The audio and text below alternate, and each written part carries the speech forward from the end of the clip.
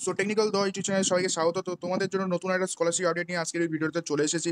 তো তোমরা যারা গার্লস স্টুডেন্ট আছো, তো আজকের এই স্কলারশিপটা শুধুমাত্র তোমাদেরই জন্য আমি প্রথমেই বলে দিলাম। তো আজকের এই ভিডিওটা আমি সবাইকে বলবো তোমরা অবশ্যই এন্ড অব্দি দেখো, কারণ তোমাদের এখানে কিন্তু 25,000 টাকা পার ইয়ার কিন্তু এই স্কলারশিপের মাধ্যমে তোমরা পেয়ে যাবা। স্কলারশিপের নামটা দেখে নাও, স্কলারশিপ হলো AICTE Saraswati scholarship scheme for girls student, BBA, BCA, BMS degree. তো যারা বিবিএ, বিসিএ অথবা বিএমএস ডিগ্রি নিয়ে পড়াশোনা করছো এই বছর, অথবা তোমরা করবে ভাবছো বা অলরেডি করছো, শুধুমাত্র তারা এলিজিবল, এবং গার্লস স্টুডেন্ট হতে হবে। কিন্তু প্রথমে বলেছিলাম অনলি গার্লস এলিজিবল। তো এখানে প্রথমেই তোমাদের এলিজিবিলিটি ক্রাইটেরিয়াটা বলে দিচ্ছি। এলিজিবিলিটি ক্রাইটেরিয়ার মধ্যে প্রথমেই বলা আছে যে গার্লস স্টুডেন্ট হতে হবে, ফার্স্ট ইয়ার ডিগ্রি কোর্সে অ্যাডমিশন নিতে হবে। এছাড়া তোমাদের ফ্যামিলি ইনকাম 8 লাখের উপরে গেলে হবে না, 8 লাখ অথবা 8 লাখের নিচে হতে হবে। সমস্ত সোর্স অফ ইনকাম মিলিয়ে তোমাদের ফ্যামিলি ইনকাম যেন 8 লাখ অথবা 8 লাখের নিচেই হয়। এখানে সেকেন্ডে বলা হচ্ছে পার ফ্যামিলি থেকে দুজন চাইল্ডই কিন্তু এলিজিবল।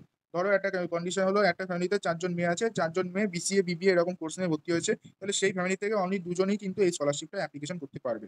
তো এরপরে তোমাদের এখানে টোটাল নাম্বার অফ স্কলারশিপ 3,110টা দেওয়া হয় অল ওভার ইন্ডিয়া জুড়ে, ঠিক আছে। এবার কোন রাজ্যে কটা স্কলারশিপ দেওয়া হবে তারও লিস্ট এখানে নিচে আছে, আমি লিস্টটা দেখে দিচ্ছি তোমাদের ফার্স্টেই। যেমন এখানে ওয়েস্ট বেঙ্গলে দেখে নাও, আমাদের ওয়েস্ট বেঙ্গলে 82টা স্কলারশিপ কিন্তু প্রতি বছর দেওয়া হয়।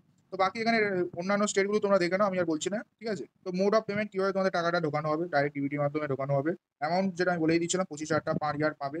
আর 3 বছর ধরে তোমরা এই টাকাটা পাবে, কারণ কোর্সগুলো কিন্তু 3 বছরেরই হয়। প্রতিটা কোর্স কিন্তু বিবিএ, বিসিএ, বিএমএস, ঠিক আছে, 3 বছরেরই কিন্তু কোর্সগুলো হয়। তো কিভাবে অ্যাপ্লিকেশন করবে, এনএসসি পোর্টাল থেকে প্রতি বছর ফর্ম ছাড়া হয়, সেখান থেকে তোমরা অ্যাপ্লিকেশন করতে পারো।